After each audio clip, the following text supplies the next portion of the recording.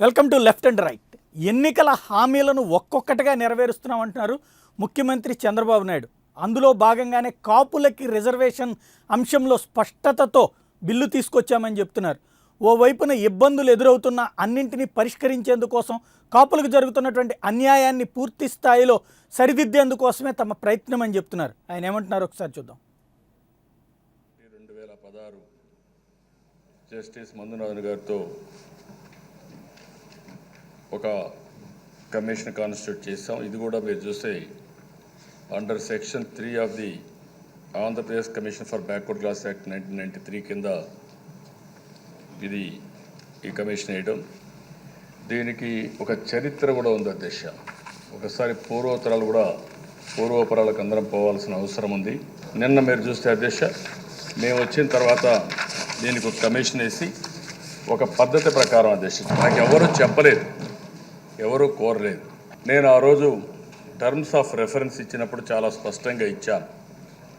To examine and consider the inclusion of Kapu, Telaga, Balija, Ontari communities as backward classes for the purpose of obtaining reservations in education and in public appointment without affecting the entitlement of the present backward classes in the light of GOMS number 30 BC welfare P2 department dated 25/8/1994 and tender advice to government of Andhra Pradesh within a suggested time frame of 8 months or earlier. అంటే అధ్యక్ష, ఆ రోజు కూడా నేను చాలా స్పష్టంగా ఉన్నాను అధ్యక్ష.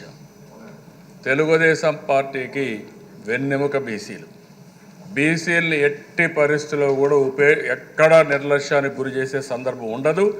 తెలుగుదేశం పార్టీ లేకపోతే, బీసీలు లేకపోతే తెలుగుదేశం పార్టీ లేదు. ఇది నగ్న సత్యం కూడా. సెకండ్ థాటే లేదు. నేను ఎవ్వరు చెప్పినా ఎంటర్టైన్ చేసే పరిస్థితిలో కూడా లేదు దిశ. నా ఆలోచన ఒకటే దిశ, ఎట్టి పరిస్థితిలో. మరోవైపు కాపులని బీసీ జాబితాలో చేర్చడాన్ని వ్యతిరేకిస్తూ బీసీల సంక్షేమ సంఘం ఆధ్వర్యంలో అనంతపురంలో ఓ నిరసన కార్యక్రమం జరిగింది. మరోవైపున తెలుగుదేశం పార్టీకి అండగా ఉన్న బీసీలకు అన్యాయం చేస్తున్నారంటూ ఏలూరులోనూ నిరసన జరిగింది. రాష్ట్రంలోని పలు ప్రాంతాల్లో, పలు జిల్లాల్లో బీసీ సంక్షేమ సంఘం ఆధ్వర్యంలో జరిగినటువంటి నిరసనలకు సంబంధించినటువంటి దృశ్యాలు ఒకసారి చూద్దాం.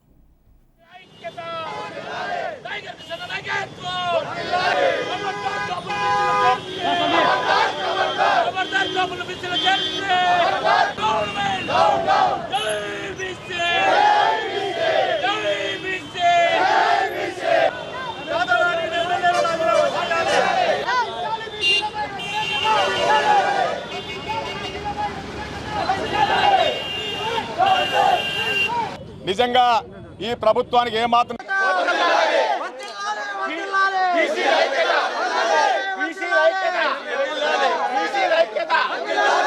మమ్మల్ని మీరు ఆపొద్దు దయచేసి. మళ్ళీ లేదండి, మమ్మల్ని మీరు ఆపొద్దు దయచేసి.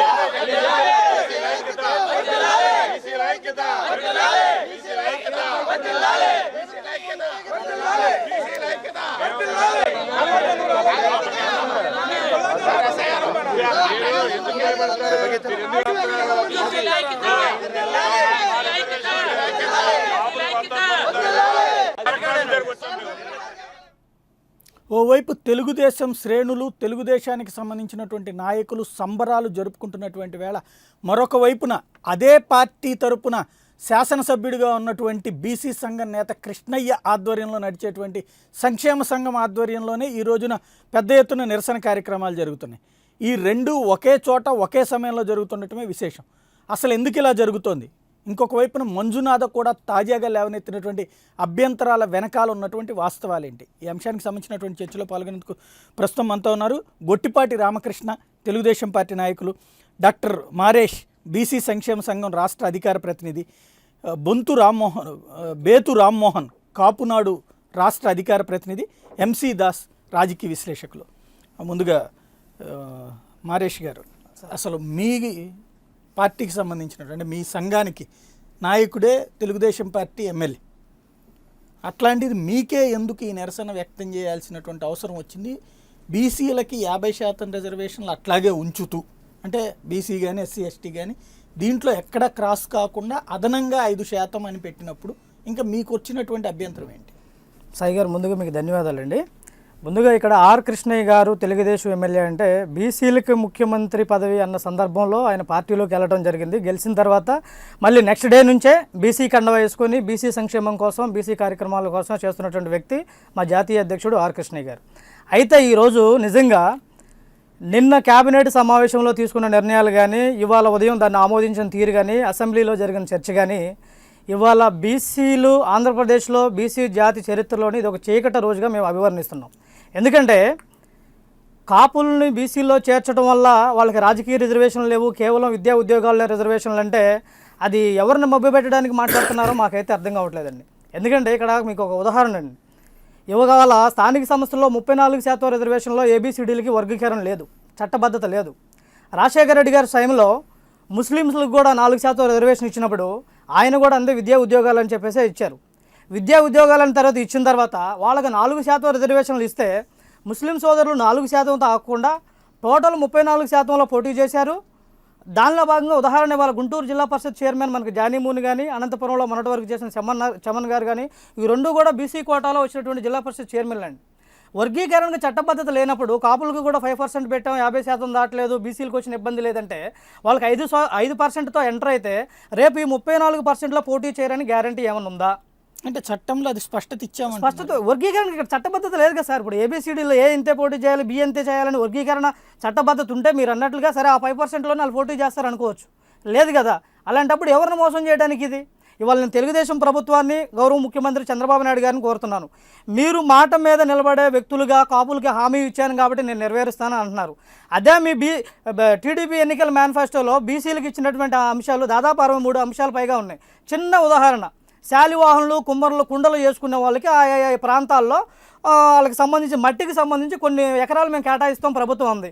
13 జిల్లాల్లో ఎక్కడన్నా కుమ్మరులకి భూములు ఏమైనా కేటాయించారా? ఒడ్రు సోదరులకి ప్రొక్లైన్లు లేదంటే జేసీబీ మొత్తం వాళ్ళకి సంబంధించిన వృత్తులకు సంబంధించి అంటే వాళ్ళ అంటే ఇక్కడ సీఎం గారు నేను మేనిఫెస్టోలో చెప్పిన అంశాన్ని చేశాను, ఇచ్చిన మాటకి కట్టుబడ్డాను అన్న దాని గురించి చెప్తున్నాను సార్. ఇవాళకి అసెంబ్లీలో తీర్మానం చేసి 1994 నుంచి చట్టసభల్లో బీసీలకు 50% రిజర్వేషన్ ఇవ్వాలనే దాని గురించి మన చంద్రబాబు నాయుడు గారు దాదాపు 4-5 సార్లు తీర్మానం చేసి కేంద్రానికి పంపారు. ఇంతవరకు దాని పరిస్థితి ఏంటి? కాబట్టి ఇవాళ తెలుగుదేశం పార్టీ యొక్క పునాదులు బీసీలు అని చెప్పేసి, బీసీలు నాకు ఒక వెన్నుముక్క అని చెప్పేసి ఆ బీసీల యొక్క వెన్నుముక్కనే విరిచేసినటువంటి పరిస్థితి ఇవాళ రాష్ట్ర. ఒక్క మాట, మీ 50%లో మారినప్పుడు ప్రత్యేకంగా 5% ఉన్నప్పుడు దానికి వరకే కన్ఫైన్ అయినప్పుడు అది కూడా రాజకీయంగా వాళ్ళకి ఆ లెక్కలు పెట్టనప్పుడు ఇంకేంటి ఇబ్బంది అవుతుంది? మీరు చెప్పేటువంటి ముస్లింల విషయంలో హైకోర్టు వాళ్ళకి ముస్లింలని చేర్చింది 4% అనేటువంటిది 50% కోటా లోపల బీసీఈ అనేటువంటి కేటగిరీ ఇది కూడా ఎఫ్ అని పెడుతున్నారు కానీ 50తో కాదు కదా, ఇది అదనంగా 5 అంటున్నారు కదా. 50తో కాకపోయినా సరే ఎఫ్ అని పెట్టి అదనంగా 5 అన్నా సరే దీనికి వర్గీకరణ చట్టబద్ధత లోకల్ మొత్తం టోటల్ 34లోకి రారని గ్యారంటీ ఏంటి? లోగడ ఎవరు రాసియాలి మీకు కాదు సార్. ఇప్పుడు హైకోర్టు న్యాయమూర్తి లోగడ ఇచ్చిన తీర్పులో వన్స్ ఒక్కసారి బీసీ రిజర్వేషన్ అనే ట్యాగ్ ఇష్యూ చేస్తే బీసీలకి ఏవైతే ఫలాలు వస్తున్నాయో అన్ని ఫలాలు కూడా వాళ్ళు పొందుతారు అని చెప్పేసి ఇచ్చారు. కాబట్టి వన్స్ మరి వాళ్ళు కాపులకు ఇచ్చిన తర్వాత అన్ని ఫలాలు పొందుతారు, బీసీల పరిస్థితి ఏంటి? రైట్, రామ్మోహన్ గారు మీరే ఉంటారు. కాపులకు సంబంధించి వాళ్ళ అభ్యంతరంతో మీకు ఏకీభవిస్తారా? మీరు వాళ్ళలోకి వెళ్ళాలంటే వాళ్ళు మాకొద్దు మీరని చెప్తున్నారు. వాస్తవానికి కాపులు రిజర్వేషన్ అనేది అడగటం అనేది అంత క్రితం అన్యాయంగా తొలగించబడినటువంటి రిజర్వేషన్ మళ్ళా పునరుద్ధరించమని చెప్పేసి మేము అడుగుతున్నామండి. ముఖ్యంగా వీళ్ళు 50% దాటినా సరే దానిలోకే పరిగణలోకి తీసుకుంటారనేది మాత్రం అస్పష్టం. ఎందుకంటే కర్ణాటకలో కానీ, చెన్నైలో కానీ, కేరళలో కానీ, మరి ఇతర రాష్ట్రాల్లో 69, 72 అలాంటి రేషియోలో మరి ఈ రిజర్వేషన్ అనేది రావటం అనేది మరి ఇవ్వటం అనేది కూడా జరిగింది. బీసీల వాటాలో మేము ఏది కూడాను కోరుకున్నటువంటి విధంగా ప్రత్యేక కేటగిరీలో ఎఫ్ కేటగిరీలోనే మాత్రమే మేము తీసుకుంటున్నాం. దాని గురించి విద్య, ఉపాధి, సామాజిక పరంగా మాత్రమే మేము అడుగుతున్నాం తప్ప రాజకీయ రిజర్వేషన్స్ కూడాను కాపులు అడగట్లేదనేది అంటే చెప్తున్నాం. బీసీ మనకి రిజర్వేషన్లలో రాజకీయం మీరు అడిగినా కూడా దేశవ్యాప్తంగా ఏమి బీసీ కోటా ఎమ్మెల్యే సీట్లు, బీసీ కోట ఎంపీ సీట్లను ఉండవు కదా, ఎస్సీ ఎస్టీ దానికి ఉన్నాయి తప్పించి. ఇక్కడ ఆయన లేవనెత్తినటువంటి పాయింట్ క్లారిటీ ఇవ్వాల్సింది. మీరు ఎప్పుడు రేపు మీకు ఇచ్చేటటువంటి సర్టిఫికెట్లో బీసీఎఫ్ అని రాసిస్తారనుకుందాం. ఆ బీసీఎఫ్ అని తీసుకున్నటువంటి సర్టిఫికెట్ని పుచ్చుకుంటే బీసీ అనే కౌంట్లోకి వస్తారా మీరు, లేకపోతే ఎఫ్ అంటే ప్రత్యేకంగా మేము ఓన్లీ రాజకీయంగా అడగద్దులే మేము పోటీ చేయమని ఏమన్నా రాసిస్తారా? అక్కడ రాసివ్వటం అనేది ఏముందండి, ఇప్పుడు రాజకీయంగా వాస్తవానికి చెప్పాలంటే కాపు సామాజిక వర్గంలో ఉన్నటువంటి ఉపకులాలు తూర్పు కాపు, అదేవిధంగా మరి గాజులు బలిజ, శెట్టి బలిజ, వాడ బలిజ ఇవన్నీ కూడాను బీసీలోనే ఉన్నాయి. అదేవిధంగా మున్నూరు కాపులు కూడా చేర్చినటువంటి ఒంటరి, తెలగ, బలిజ వీటి గురించి మాట్లాడదాం. అయిపోయిన వాటి గురించి ఇంకా మీరు కొత్తగా చెప్పక్కర్లేదు, already they are in list అనమాట. వాళ్ళ గురించి మీరు ఇప్పుడు పోరాడక్కర్లేదు, మాట్లాడక్కర్లేదు.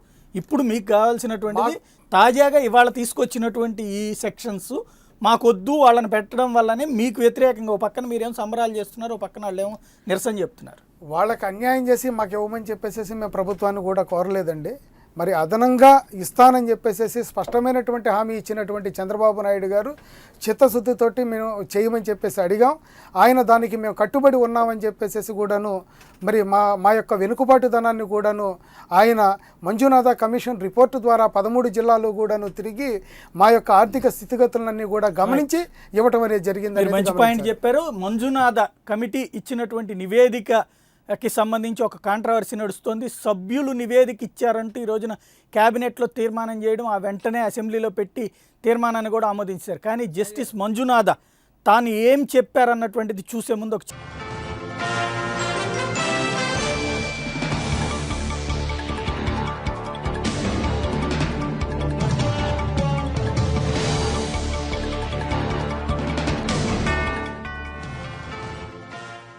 I am no way concerned about the what transpired yesterday or day for yesterday. I am concerned about today's affair. As per the BC Commission Act 1993, whenever a report is ready, it has to be submitted to the government.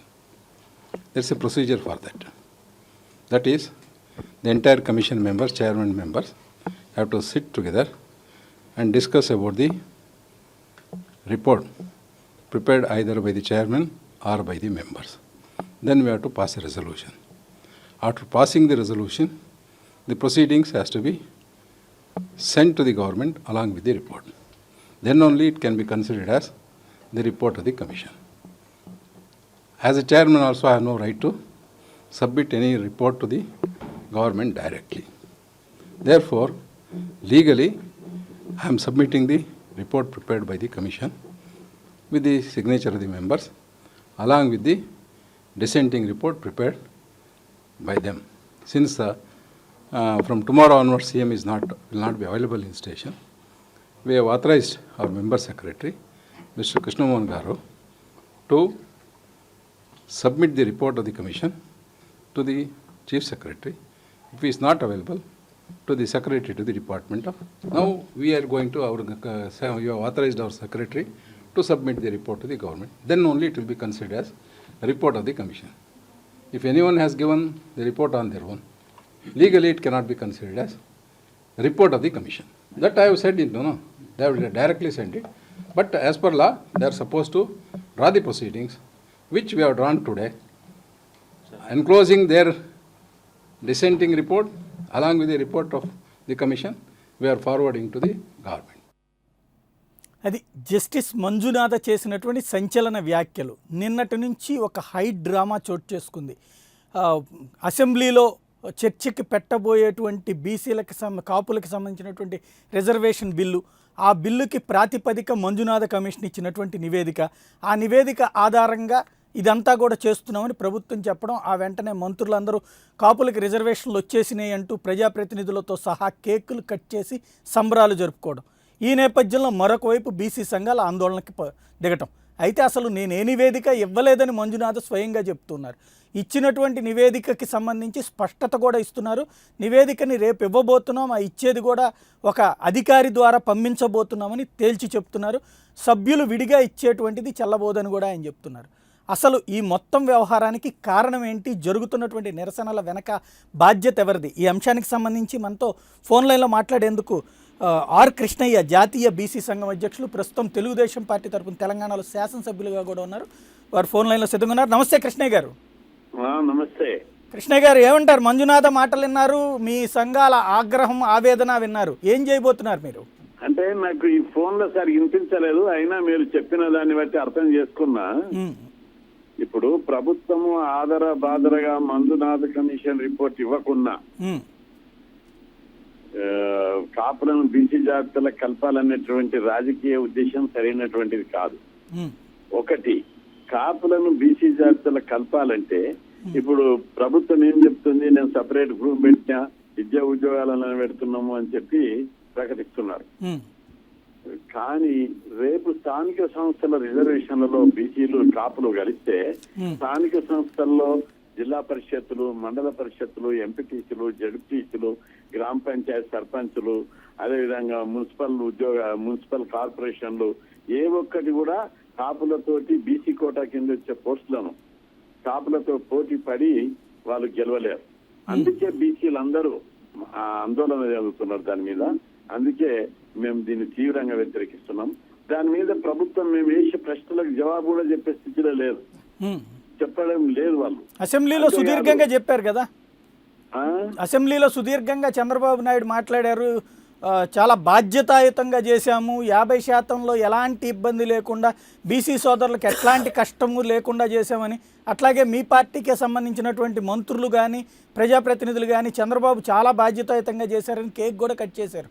అంటే నేను ఇప్పుడు మీ అందరి ముంగట నేను 3 ప్రశ్నలు వేస్తున్నా, దానికి జవాబు చెప్పమనండి.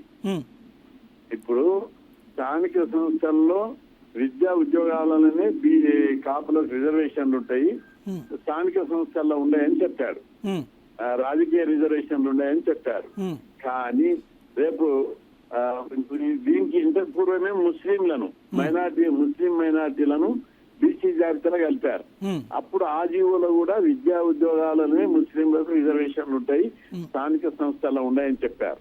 మజ్లిస్ పార్టీ వాళ్ళు కానీ గవర్నమెంట్ కానీ అంతకే లిమిట్ చేసింది. ఆ తర్వాత ఏం చేశారు, ముస్లింలు కొందరు సాధారణ పౌరులు పోయి హైకోర్టులో కేసు వేశారు.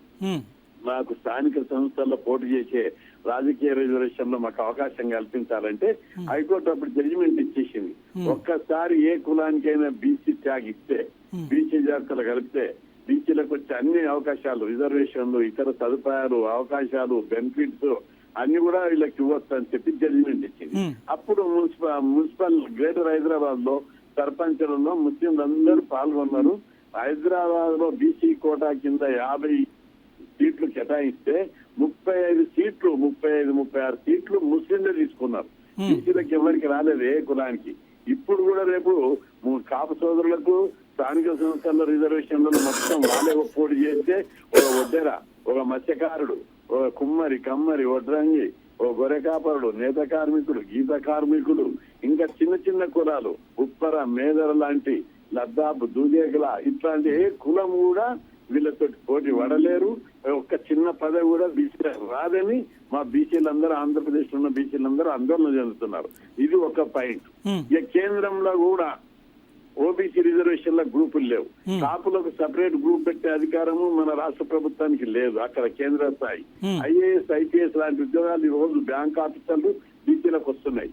రేపు కాపులు వస్తే ఓబీసీ కోట కింద కూడా మొత్తం వీళ్ళే ఈ బీసీ కోట కింద వచ్చేటన్ని తినేస్తారు. అదే 3వ పాయింట్. కాపులను ఈ రోజు రాజకీయ ప్రాబల్యం ఉంది, డామినెంట్ కాస్ట్, మేము కలుపుకుంటామని ఒత్తిడి తీసుకొచ్చి కలుపుతాము. రేపు రెడ్లు, బ్రాహ్మణులు, వెలమలు, కమ్మలు వాళ్ళు కూడా డామినెంట్ కాస్ట్, మమ్మల్ని కూడా బీసీలో కలుపుతామని వాళ్ళు ఒత్తిడి చేస్తారు. ఇవన్నీ ఒకదానికొకటి సాంప్రదాయంగా తయారవుతాయి. ఇవన్నీ అంశాలను పరిగణనలోకి తీసుకోవాల్సినటువంటి అంశం ఉంది. రెండవది, ఒక కులాన్ని బీసీ జాబితాలో కలపాలంటే రాజ్యాంగము, సుప్రీంకోర్టు, అనేక బీసీ కమిషన్లు అనేకమైనటువంటి పారామీటర్లు ఫిక్స్ చేశారు. మంజునాథ కమిషన్ అందుకే కదా వేసింది. కలపడం లేకపోతే ఇంకోటి కలపడం కాదు. ఏదైనా ఒక కులాన్ని బీసీ జాబితాలో కలపాలంటే దానికి కొన్ని పారామీటర్లు ఉండాలి. జనాభా నిష్పత్తి లోపల, విద్యా, ఉద్యోగ, రాజకీయ రంగాల లోపల ఆ కులానికి ప్రాతినిధ్యం లేకపోతే అట్లాంటి కులాన్ని బీసీ జాబితా కలపాలి. ఇంకో 2వ పాయింట్కి వచ్చినట్టయితే ఒక కులానికి కుల వివక్ష, సామాజిక వివక్ష, కులాన్ని చిన్న చూపు సమాజం చూస్తుంటే అట్లాంటి కులాన్ని బీసీ జాబితాలో కలపాలి. ఈ విషయం లోపల బీసీ కమిషన్ ఇప్పుడే మంజునాథ్ గారు చెప్పారు. ఆయన ఒక హైకోర్టు జడ్జి, రిటైర్డ్ జడ్జి. ఆయన స్వయంగా చెప్తున్నాడు, మేము రిపోర్ట్ ఇవ్వలేదు, ఇచ్చే పరిస్థితి కూడా లేదని చెప్పి రేపు ఇస్తున్నామని చెప్తున్నాడు. కాబట్టి ప్రభుత్వం ఏకపక్షంగా రాజకీయ ఒత్తిళ్లకు లొంగి కాపుల యొక్క డామినెన్స్ కు తలొగ్గి వాళ్ళ రాజకీయాలతోటి లొంగిపోయి కలపడం అనేది ఇది రాజ్యాంగ విరుద్ధం. ఇది రేపు దీన్ని మేము గట్టిగా వ్యతిరేకిస్తున్నాం. మీరేం చేయబోతున్నారు అంటే, మీరు ఇప్పుడు అదే పార్టీకి సంబంధించిన ఎమ్మెల్యేగా ఉన్నారు, ఏం చేయబోతున్నారు అంటే మేము ఆల్రెడీ యుద్ధం, ధర్నాలు, ర్యాలీలు, రస్తారోకాలు మీ సంఘం చేస్తోంది. దాదాపు 200 ప్లేస్ లో ఈ రోజు ఉద్యమాలు జరిగాయి అక్కడ. మీ సంఘం ఏమో ఉద్యమం చేస్తోంది, మీరేమో ఆ పార్టీ తరపున ఎమ్మెల్యేగా ఉన్నారు.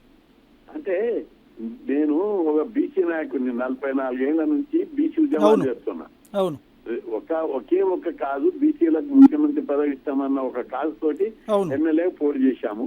ఇప్పుడు అదే బీసీలకు అన్యాయం చేసిందని మీరే అంటున్నారు. బీసీ ఉద్యమాలే నేను చేసేది, బీసీ ఉద్యమాలే.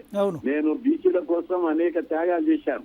బ్యాంక్ ఆఫీసర్ వచ్చిన, గ్రూప్ 1 వచ్చిన, గ్రూప్ 2 వచ్చిన, డిప్యూటీ కలెక్టర్ వచ్చిన, ఈ పెద్ద పెద్ద అవకాశాలు వచ్చినా పోలేదు. 1982లో ముఖ్యమంత్రి ఎన్టీ రామారావు అప్పుడు పార్టీ పెట్టినప్పుడు మీకు అసెంబ్లీ టికెట్ ఇస్తా, పోటీ చేయి, మంత్రిని చేస్తాని కారు ఇచ్చి యూనివర్సిటీకి పంపించాడు. అప్పుడు రాజశేఖర రెడ్డి హయాంలో కూడా మిమ్మల్ని అడిగారు, మీరు చేయనన్నారు. రాజశేఖర రెడ్డి ప్రతి ముఖ్యమంత్రి నన్ను అడిగారు, అయినా కూడా నేను పోలేదు. నా జాతీయ ముఖ్యం, జాతీయ అభివృద్ధి ముఖ్యం అని చెప్పి పోరాడుతున్నా. ఆ దిశగానే ఇప్పుడు ఇవాళ మీకు ఒక పెద్ద హార్డిల్ కదా, ఇటు మీరు నమ్మినటువంటి మిమ్మల్ని ముఖ్యమంత్రి అభ్యర్థిగా ప్రకటించినటువంటి పార్టీకి వ్యతిరేకంగా మీరు ఉద్యమాలు చేయాల్సి వస్తుంది, మీ సంఘమే ఉద్యమాలు చేయాల్సి వస్తుంది. ప్రజలకి ఇది డబుల్ గేమ్ లాగా అనిపించకుండా ఉండాలంటే ఏం చేయాలనుకుంటున్నారు? దీన్ని నేను ఇప్పుడు ఒక పాయింట్ వచ్చింది, నీకు పార్టీ ముఖ్యమా నా జాతి ముఖ్యమంటే నా జాతి ముఖ్యమని చెప్పి నేను ఉద్యమాలు చేస్తున్నాను. Right, thank you very much అండి. కృష్ణయ్య గారు, దాస్ గారు ఏమంటారు? మంజునాథ మాటలు విన్నారు, కృష్ణయ్య గారి మాటలు విన్నారు. చట్టబద్ధత ఇప్పుడు అసెంబ్లీలో ఇది చేశారు కాబట్టి ఆటోమేటిక్గా చట్టబద్ధత వచ్చేసినట్లే అనేసి కేకులు కట్ చేశారు మంత్రులు. ఇప్పుడు చట్టబద్ధత వచ్చేసి రేపటి నుంచి కాపులు బీసీ అయిపోయినట్టేనా?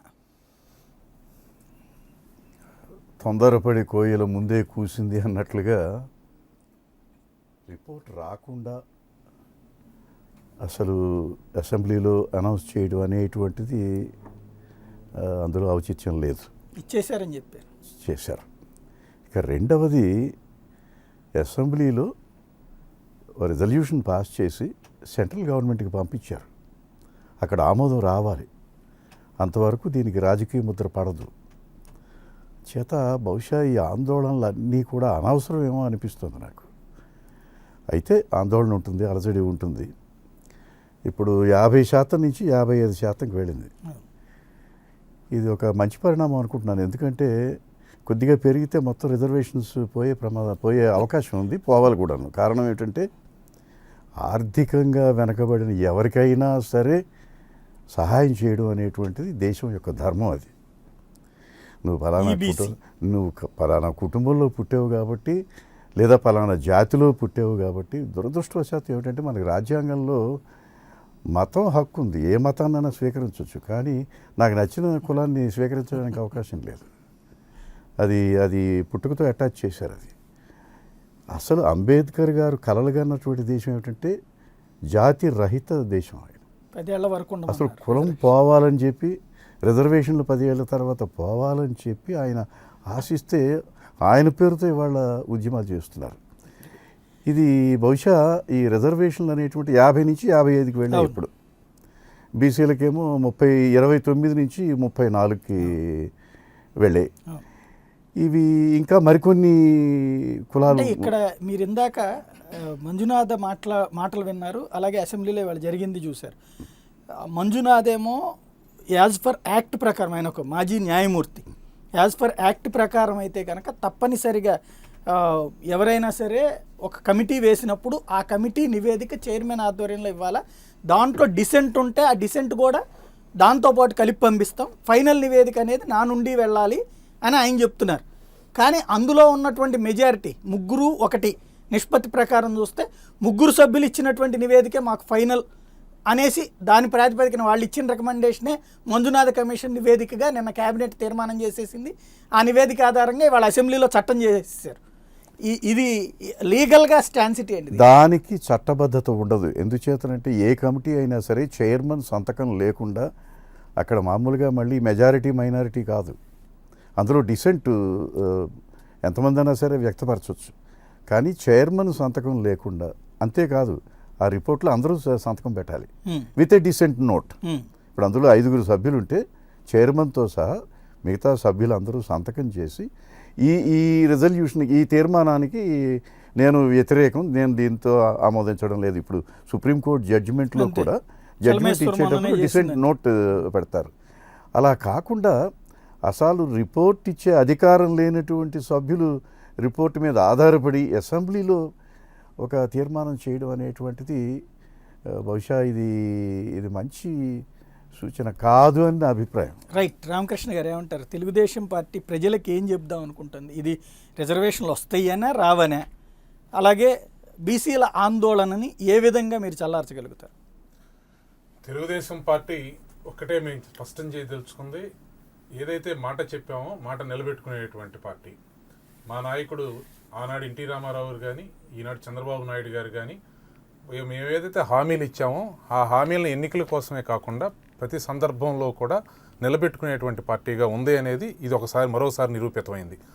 మీరు ఒకసారి చూస్తే తెలుగుదేశం పార్టీ స్థాపించిన దగ్గర నుంచి మేము ఎప్పుడూ కూడా కాపులకు రిజర్వేషన్ కల్పిస్తామని హామీ ఇవ్వలేదు. 2014లో మాత్రమే ఇచ్చాం మేనిఫెస్టోలో.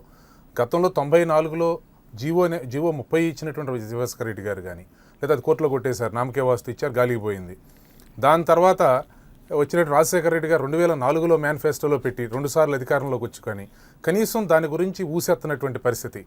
ఆ సందర్భం నుంచి ఈరోజు అంటే కేవలం వీరు అడిగింది, అసలు ముద్రగడ పద్మనాభం గారు మొదలెట్టింది జీవో 30ని ఇచ్చేయమని చెప్పి మాట్లాడుతూ మొదలెట్టారు. మేము కోరింది, మేము చూసింది ఆ రోజు ఏంటంటే ఇచ్చేది మేము చిత్తశుద్ధిగా అమలు చేయాలి.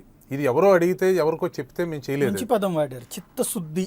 అంటే అది తప్పనిసరిగా అమలు చేసే పదాని పేరు చిత్తశుద్ధి. అవును, మేము ఒక మాట అంటే అది ఎక్కడికి పోదని మీరు అన్నారు.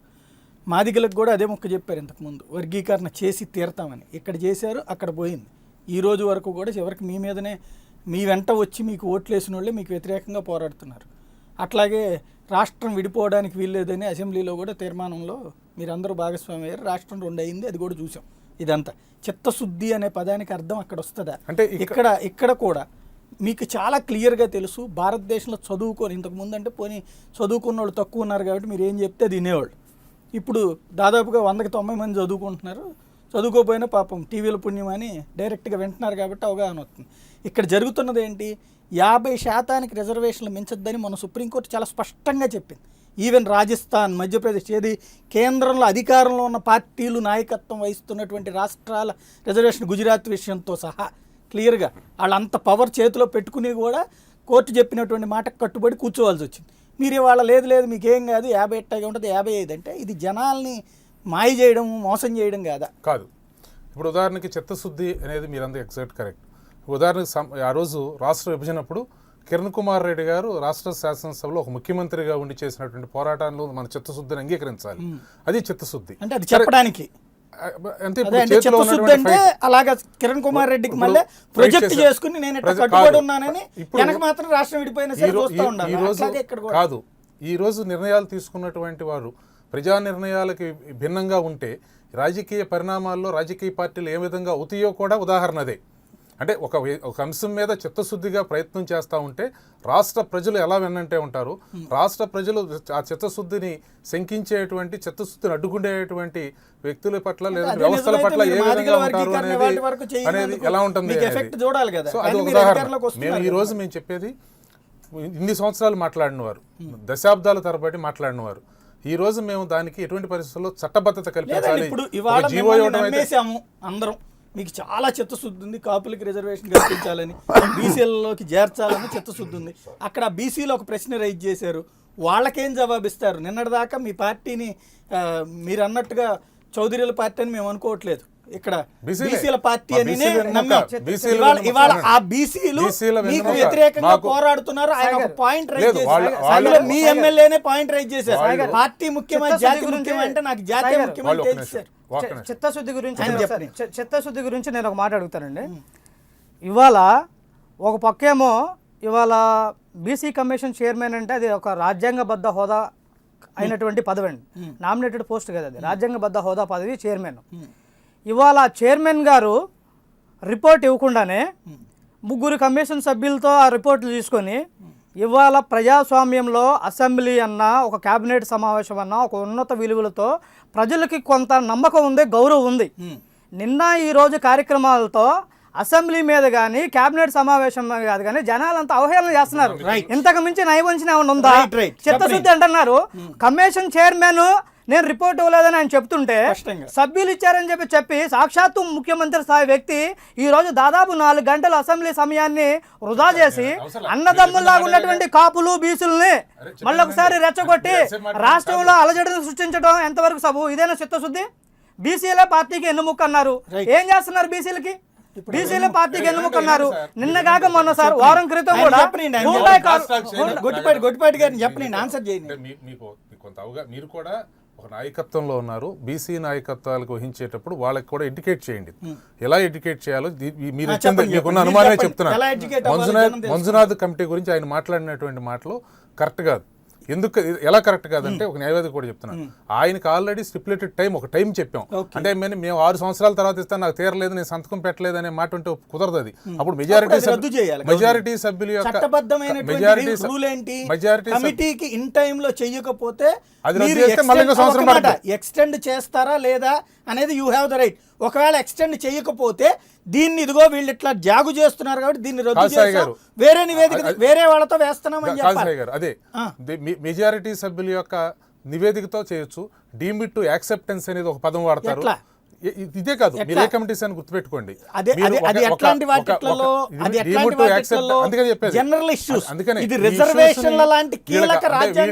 ఇప్పుడు దీనిలో వీళ్ళు కావాలని చెప్పి మాట్లాడేటువంటి వివాదాస్పదమైనటువంటి అంశాలు తప్పించి ఇప్పుడు అతను మంజునాథ కమిటీ అని వచ్చింది, ఆయన చెప్పేది అసలు నీకు టైం ఇచ్చాం, ఆ టయానికి సంబంధించి న్యాయమూర్తికి తెలియదు అంటారా?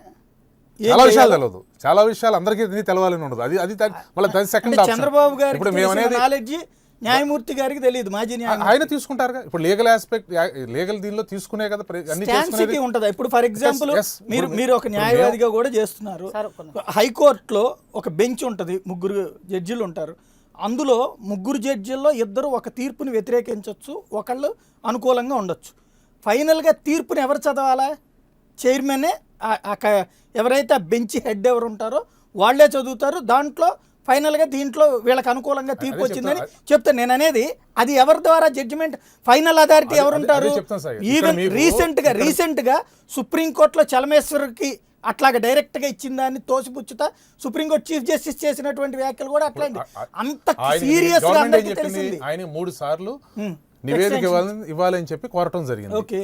ఇవ్వని సందర్భంలో మెజారిటీ సభ్యుల యొక్క అభిప్రాయాలు, అది మెజారిటీ సభ్యుల యొక్క నివేదికని తీసుకుని అమలు పరిచేదానికి అవకాశం ఉంది. ఎలా అమలు అవుతుంది అంటున్నా? ఇప్పుడు ఒక మాట మీరు అన్నది, నేను అంటున్నా మీ చిత్తశుద్ధిని నేను శంకించట్లా, లేదా మీ చిత్తశుద్ధి అనే పదాన్ని దయచేసి రాజకీయ డిక్షనరీ నుంచి తీసేయండి. అది దయచేసి ఏమనుకోవద్దు. ఎందుకంటే ఒక్క నిమిషం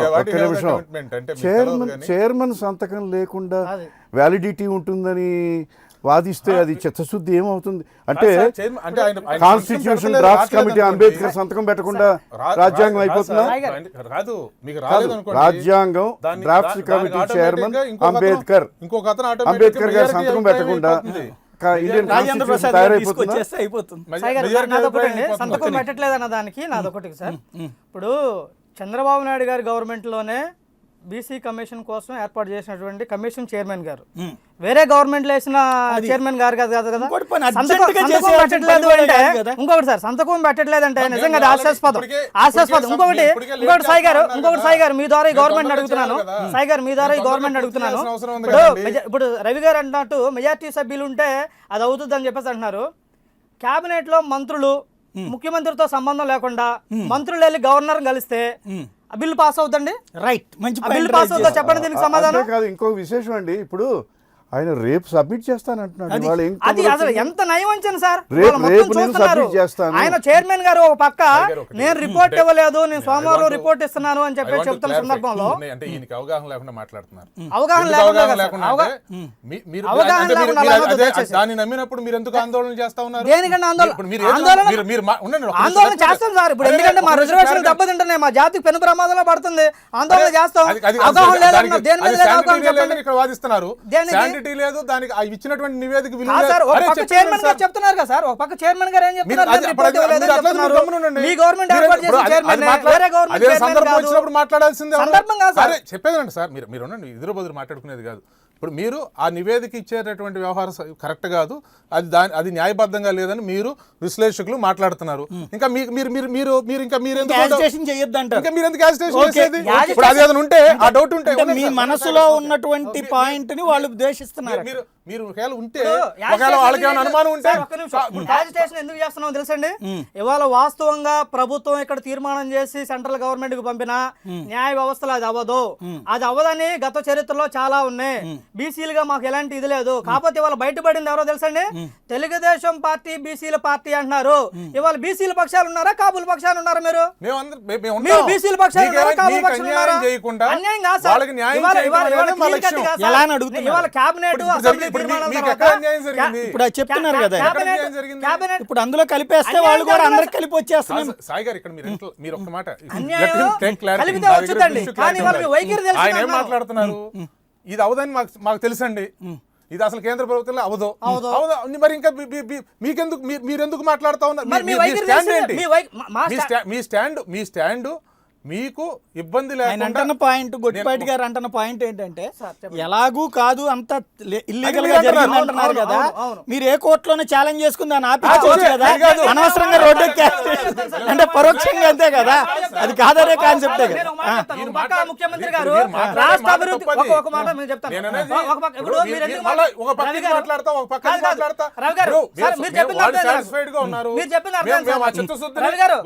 రామకృష్ణ గారు ఒక్క నిమిషం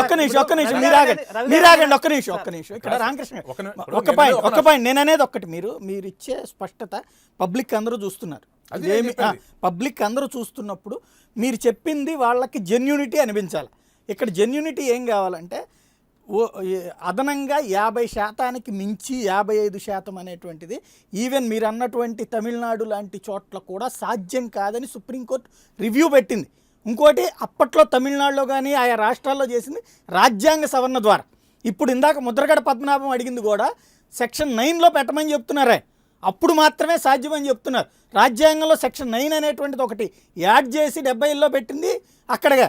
అట్లాంటప్పుడు అది కూడా ఏంటి, అక్కడున్న జనాభా ఓవరాల్గా చూసుకుంటే వాళ్ళే ఎక్కువ ఉన్నారు కాబట్టి. ఈశాన్య రాష్ట్రాల్లో 80% మంది గిరిజనులు ఉంటారు, అట్లాగే అప్పట్లో తమిళనాడులో బీసీలు ఎక్కువగా ఉన్నారు కాబట్టి పెట్టారు. ఇవాళ మీకు ఇక్కడ మంజునాథ్ ఏం చెప్తున్నారు, వెనుకబడినటువంటి వర్గాలకు సంబంధించినటువంటి క్లారిటీ ఉంది, అసలు ఆయన ఏమి ఇచ్చారో చెప్పట్లేదు, ఆయన ఇచ్చారని మీరు చెప్పేశారు.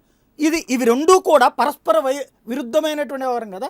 మీరు అన్నట్టుగా పోనీ ఇవాళ కాదు, ఏది నేను ఇవ్వలేదు, ఎవరిచ్చారో నివేదిక వాళ్ళని అడగండి అంటున్నారు. అంటే ఏంటి, చైర్మన్ అడిగినప్పుడు అంటే చైర్మన్ ఇచ్చారు అంటే నేను అనేది అదే, చైర్మన్ నివేదిక ఇవ్వకుండా ఇక్కడ మీకు చిత్తశుద్ధి ఉందన్నారు, నిజంగా కాపులకి ఇద్దాం అనుకున్నారు, బీసీలను ఇబ్బంది పెట్టకుండా ఇద్దాం అనుకున్నారు, నమ్మేస్తున్నాం మేము. నమ్మేసినప్పుడు మీరేం చేయాలా, చట్టబద్ధంగా తీసుకోవాలా, తీసుకుని ఇదిగో ఈయన ఈ మాట అన్నా, మెజారిటీ సభ్యులు ఈ మాట అన్నారు కాబట్టి మేము దీన్ని అంగీకరిస్తున్నామని రేపు అసెంబ్లీలో పెడితే లీగల్గా ఎవ్వరు అబ్జెక్ట్ చేయడానికి కుదరదు, లీగల్గా అది సాధ్యమవుతుంది. ఫైనల్గా సుప్రీంకోర్టు దగ్గరికి ఎవరు క్వశ్చన్ చేస్తారు, అక్కడ లీగల్ సెన్సిటివ్. అలా కాకుండా ఒక జడ్జి గారు నేను ఇవ్వని నివేదికని అక్కడ అసెంబ్లీలో తీర్మానం చేశారని చెప్తే రేపు పొద్దున ఏ కోర్టు అయినా దాన్ని యాక్సెప్ట్ చేస్తుందా? అప్పుడు మీ చిత్తశుద్ధి. రేపు దాన్ని కొట్టేసింది అనుకోండి, ఎవరో ఒకళ్ళ మీదకు వైసీపీ మీదకో లేకపోతే ఇంకెవరి మీదకో తోసేసి కాలక్షేపం చేస్తారా? ఇప్పుడు ఇక్కడ దీనిలో ఒక 2 నిమిషాలు కొన్ని ఇంటర్ఫియర్ కాకుండా బీసీ పక్షాల పక్కన ప్రాతినిధ్యం వహించే మిత్రులు గుర్తుపెట్టుకోవాల్సిన అంశం ఏంటంటే, ఒకటి, మీకు నష్టం జరుగుతుందనేటువంటి అపోహతో మీరు ఆందోళన కలవద్దు, ఆందోళన చెందాల్సినటువంటి పని లేదు. మీ రిజర్వేషన్లు కానీ మీ ఫలాలను కానీ వాళ్ళు కూడా కోరుకోలేదు, వాళ్ళు కోరుకున్నది మీకు నష్టం జరగకుండా ఉండాలని ప్రభుత్వం యొక్క ఆలోచన కూడా అదే. కాబట్టి మొట్టమొదటిది. రెండోది, ఈ కమిటీకి సంబంధించో లేదా ఈ నివేదికలకు సంబంధించో ఏదైనా ఇతరత్ర అంశాలకు సంబంధించో ఉన్నటువంటి భావన ఏదన్నా ఉంటే అది మీరు మాట్లాడుకునేటువంటి అంశం కాదు అది. ఎందుకంటే మా చిత్తశుద్ధిని మేము ఏదైతే ఇస్తామని చెప్పినట్టున్నామో కాపు సోదరులు అర్థం చేసుకోవడం జరిగింది. రెండోది మూడోది ముఖ్యమైనది, ఈ రోజు 5% రిజర్వేషన్ పెంచే క్రమంలో 9th షెడ్యూల్లో పెట్టాలని చెప్పడం జరిగింది. 9th షెడ్యూల్లో పెట్టేదానికోసం ఈ రోజు అసెంబ్లీలో తీర్మానం చేయడం జరిగింది. కేంద్ర ప్రభుత్వానికి పంపించి కేంద్ర ప్రభుత్వంలో 9th షెడ్యూల్లో చేర్చాలని చెప్పని దానికి మేము చెప్పడం అది చేయడం జరుగుతుంది. అది చేస్తారు.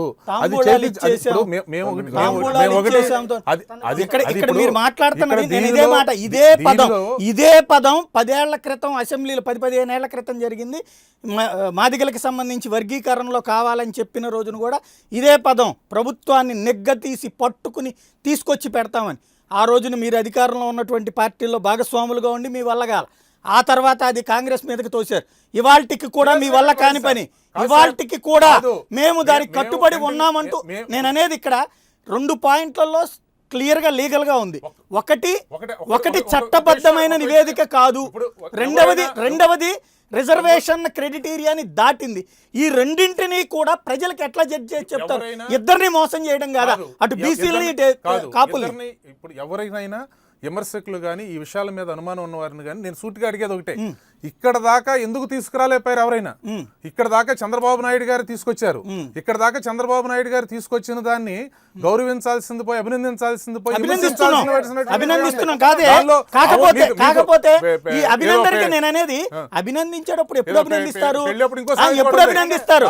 తాళిబొట్టు తెచ్చాక పెళ్లి చేస్తే తాళిబొట్టు పక్కన పెట్టి పెళ్లి అయిపోయిందని పంతులు గారితో అనిపిస్తే సరిపోద్దా? కాదు, పెళ్లి కూతురు శుభం పలకం అంటే పెళ్లి కూతురు ఏదో అన్నారు. మీరందరూ అలా అది కాదు, తాళిబొట్టు లేకుండా పెళ్లి చేస్తున్నారు.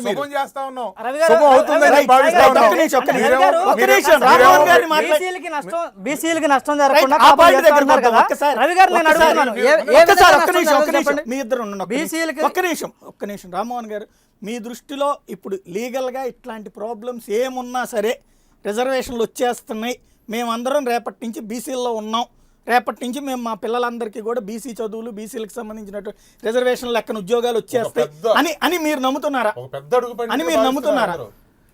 వాస్తవానికి గతంలో కాంగ్రెస్ ప్రభుత్వం కానీ ఇతర ప్రభుత్వాలు కానీ హామీలు ఇవ్వటం, మేనిఫెస్టోలో పెట్టడం, తర్వాత అధికారంలో ఉండి కూడాను చేయకపోవటం అనేది చూసినటువంటి విషయం.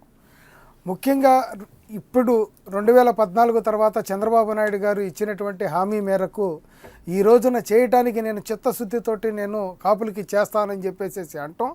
దానిలో భాగంగానే ఆయన ఇచ్చినటువంటి మరి హామీలకు మేరకు కాపు కార్పొరేషన్ ఏర్పాటు చేయటం, అదేవిధంగా మాకు రిజర్వేషన్ అనేది చిరకాల కోరికైనటువంటిది, అన్యాయంగా తొలగించబడినటువంటి రిజర్వేషన్ని పునరుద్ధరించడానికి మరి జీవో నంబరు 13ని ఇంప్లిమెంట్ చేయమంటారా లేదా చట్టబద్ధతతో కూడిన రిజర్వేషన్ కావాలా అని చెప్పేసి వారు చెప్పడం, దానికి పిల్లా వెంకటేశ్వరరావు గారు రాష్ట్ర కాపునాడు అధ్యక్షుడిగా వారితో పాటు మేమంతా ప్రతినిధి బృందం అంతా కూడా వెళ్ళినప్పుడు చట్టబద్ధతతో కూడినటువంటి రిజర్వేషన్ ఇవ్వడానికి మీరు సిద్ధంగా ఉంటే మాకు అదే కావాలి అని చెప్పేసి అని అంటే దానికి చట్టబద్ధత వస్తుంది. దానికి ముఖ్యమంత్రి గారు సరేనని చెప్పేసి ఒక కమిషన్ రిపోర్ట్ని వేయటం, మంజునాథ గారిని నియమించడం, దాన్ని 13 జిల్లాల్లో ఉన్నటువంటి కాపు, తెలగ, బలిజ, ఒంటరి కులాల యొక్క ఆర్థిక స్థితిగతులు విద్యాపరంగా, ఆర్థిక పరంగా, సామాజిక పరంగా అన్ని రంగాల్లో కూడాను వెనుకబాటుతనాన్ని కూడాను ఇవాళ మీరు కోరినటువంటి చట్టబద్ధత వచ్చిందని నమ్ముతున్నారా? రేపటి నుండి ఇప్పుడు మిమ్మల్ని నమ్ముతున్నటువంటి మీ కాపు సోదరులు రేపటి నుండినే బీసీలుగా ఆయా ఉద్యోగ ఉపాధి అవకాశాలు పొందుతారని మీరు నమ్ముతున్నారా? వాళ్ళు ఒకవేళ పొందకపోతే ఆ బాధ్యత మీరు తీసుకుంటారా? భవిష్యత్తులో పొందేదానికి మంచి చంద్రబాబు నాయుడు గారు ప్రయత్నం చేశారని నమ్ముతున్నారు.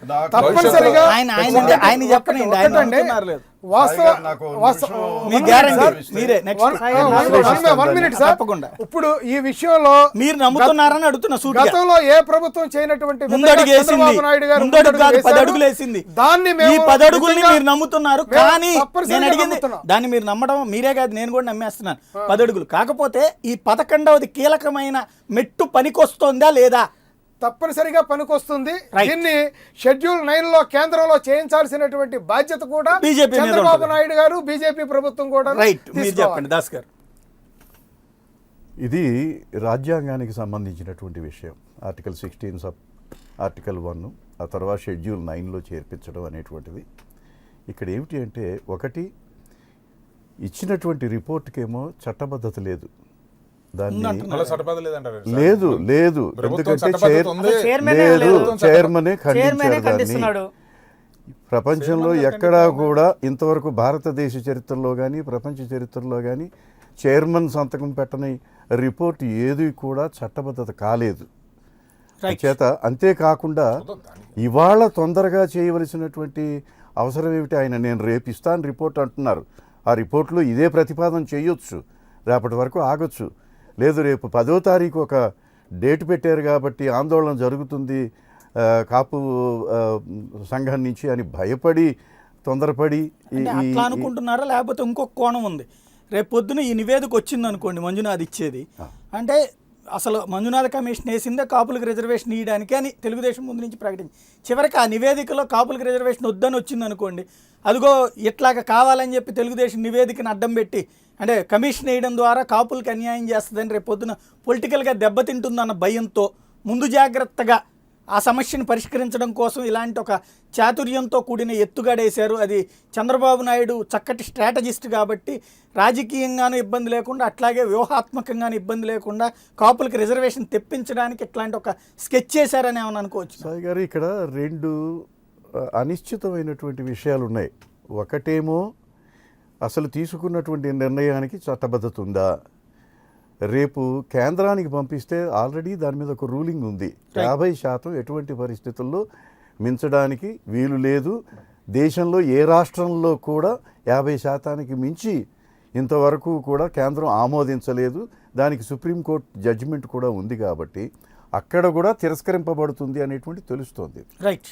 ఇటువంటి పరిస్థితుల్లో అనవసరంగా ఇవాళ అలజడి సృష్టించడానికి అటు కాపు సంఘాలు కానీ లేకపోతే ఇటు బీసీ సంఘాలు కానీ అనవసరంగా పరస్పర వైరుధ్యాలు పెంచడానికి ఈ రకమైనటువంటి నిర్ణయం తీసుకున్నారా? ఫైనల్ గా ఒకటి చెప్పండి, తెలుగుదేశం రేపు 2019లో ఎన్నికలకి వెళ్తుంది. పోనీ మీరు అన్నట్టుగా చాలా బాధ్యతాయుతంగా చిత్తశుద్ధితో ఈ పని చేశారు. 2019 ఎన్నికల సమయానికి కాపులు రిజర్వేషన్ పొందుతారని నమ్మమంటారా? ఒకవేళ పొందకపోతే ఆ బాధ్యత మీరు తీసుకుంటారా? ఖచ్చితంగా మేము ఏదైతే మేనిఫెస్టోలో పెట్టామో, ఏదైతే హామీలు ఇచ్చామో ఆ హామీని నెరవేర్చేటువంటి బాధ్యత దానికి కావాల్సినటువంటి అన్ని ఏర్పాట్లు చేయాల్సినటువంటిది అందరూ కూడా సహకరించాల్సినటువంటి బాధ్యత అందరి మీద ఉంటుంది. అన్ని పక్షాలు కూడా దీనికి ఈ విధంగా చేయడానికి, అదేవిధంగా బలహీన వర్గాలకు సంబంధించినటువంటి ఈ పార్టీ వాళ్ళు మరోసారి కోరుకుంటా ఉన్నాం, ఇది ఆందోళన వారు చెందాల్సినటువంటి అవసరం లేదు, వాళ్ళకి ఏ విధమైనటువంటి ఇబ్బంది లేకుండానే నిర్ణయం తీసుకోవడం జరిగింది. ఇది రాజకీయంగా మాకు అవసరం లేదని చెప్పడం కూడా గతంలో వారు జరిగింది. చాలా విషయాలు సాధ్యం చేస్తాం, ఇది కూడా సాధ్యం చేస్తాం. కొంతమంది కావాలని కాపులు ఎవరైనా రిజర్వేషన్ కోరేటప్పుడు డిక్లరేషన్ ఏమైనా రాయించుకుంటారు, మేము రాజకీయాల్లో పోటీ చేయము, ఓన్లీ ఎడ్యుకేషన్ రాయించుకుంటారా? అట్లాంటి అఫిడవిట్ చెల్లుబాటు అవుతుందా? ఖచ్చితంగా మేము వాళ్ళకి ఇబ్బంది లేకుండా చేయాలనే అంశానికి కట్టుబడి ఉన్నాం. అదేవిధంగా వీళ్ళకి రిజర్వేషన్స్ అందాలనేటువంటి అంశానికి కట్టుబడి ఉన్నాం. వీటన్నిటినీ కూడా కొంతమంది కావాలని చెప్పి ఏదో ఆందోళన పేరు మీదో లేదంటే అలజడి పేరు మీదో చేసే పక్షాలు కొన్ని ఉంటాయి. జాగ్రత్తగా ఉండాలని చెప్పని రాష్ట్రాన్ని అభివృద్ధి దిశలో ప్రయత్నించడానికి అందరూ సహకరించాలని చెప్పి కోరుతా ఉన్నాం. సూటిగా ఒకటే ముక్క చెప్పండి, మీ దృష్టిలో ఇది చట్టబద్ధత వస్తుందా రాదా? చట్టబద్ధత రాదు సార్. చట్టబద్ధత మీరు ఆందోళన ఆపేస్తారు? ఆందోళన చేయకుండా ఎలా ఉంటాం సార్? అంటే రానప్పుడు ఇంకేం బాధ, మీకు కష్టమే లేదు కదా. అట్లా కాదు సార్. ఇప్పుడు గత 3 సంవత్సరాలుగా గమనిస్తే సార్ సాయి గారు, మీరు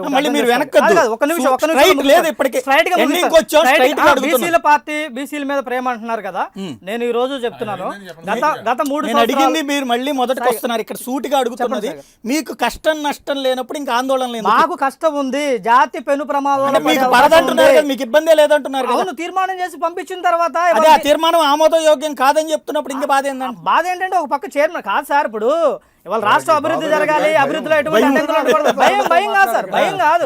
ఇవాళ మా జాతికి క్లారిటీ ఉంది సార్, నా దగ్గర స్పష్టంగా క్లారిటీ ఉంది. మీరు క్లారిటీగా చెప్పండి, బీసీలకి అన్యాయం జరగకుండా కాపులను చేస్తూ అన్నారు, ఏ విధంగా చేస్తారు? ఏ విధంగా అన్యాయం చేస్తారు చెప్పండి.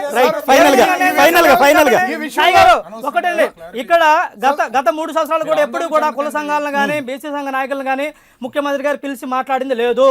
నంద్యాల ఎలక్షన్ ముందు పిలిస్తే పరిష్కారం అయిపోద్దా? కాదండి, నంద్యాల ఎలక్షన్ ముందు కూడా కాపులతో కూర్చొని ముఖ్యమంత్రి గారు మాట్లాడారు. మేము పదే అడుగుతున్నాం, మాకు కొన్ని సమస్యలు ఉన్నాయి, మాకు కొన్ని ఇబ్బందులు ఉన్నాయి, మేము మాట్లాడాలి అని చెప్పేసి మాకు ఆయన కూర్చోబెడతారంటున్నారు. పరిస్థితి బలహీన వర్గాల కోసం రైట్ మళ్ళీ వేరే వైపు డైవర్ట్ కావద్దు. ఒక్క ఆర్ కృష్ణయ్య గారు డైవర్ట్ కావద్దు.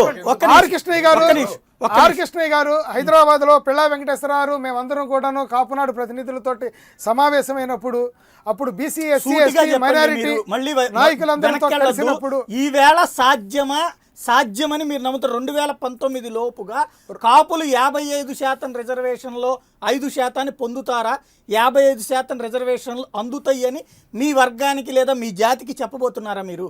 తప్పనిసరిగా మేము నమ్ముతున్నాము వస్తాయని చెప్పేసి స్పష్టంగా. అయితే ఒక్క విషయం అండి, ఈ విషయంలో లోగడ ఆర్ కృష్ణయ్య గారు ప్రత్యేకంగా వెనక్కొద్దు కాదండి, ఆర్ కృష్ణయ్య గారు కాపుల యొక్క ఆర్థిక స్థితిగతులన్నీ కూడా ఈ రాష్ట్రంలో చూసి నిజంగా వాళ్ళకి బీసీ స్టేటస్ కల్పించాలి, అలా పునరుద్ధరించాలని చెప్పేసి ఫైనల్ గా దాస్ గారు ఫైనల్ గా ఒకటి చెప్పండి, మీరేమంటారు? చట్టబద్ధత వస్తుందని నమ్మమంటారా? ఇది కేవలం రాష్ట్రానికి సంబంధించినటువంటి విషయమే కాదు, మొత్తం భారతదేశానికి సంబంధించినటువంటి విషయం. అందుచేత ముందు రిపోర్ట్కే చట్టబద్ధత లేకపోతే ఆ తర్వాత కేంద్రంలో దీనికి ఆమోదం వస్తుంది అనేటువంటి అవకాశాలు కూడా చాలా తక్కువగా ఉన్నాయి. రైట్. అందుచేత ఎవరు ఆందోళన చెందవలసినటువంటి అవసరం లేదని నా అభిప్రాయం. Right, thank you very much అండి దాస్ గారు, అట్లాగే రామకృష్ణ గారు, రామ్మోహన్ గారు, మారేష్ గారు. ఓవరాల్గా ఒకవైపున మంజునాథ్ అయితే సంచలన వ్యాఖ్యలు చేశారు. నేను అసలు కమిషన్ నివేదిక ఇవ్వలేదని, ఇవ్వబోతున్నానని తేల్చి చెప్పారు. విడిగా నివేదికలు ఇచ్చినటువంటివి చెల్లవని కూడా అంటున్నారు. ఆయా నివేదిక ఆధారంగా ఎలా అసెంబ్లీలో చట్టం చేశారో కూడా తనకి తెలియదు అంటున్నారు.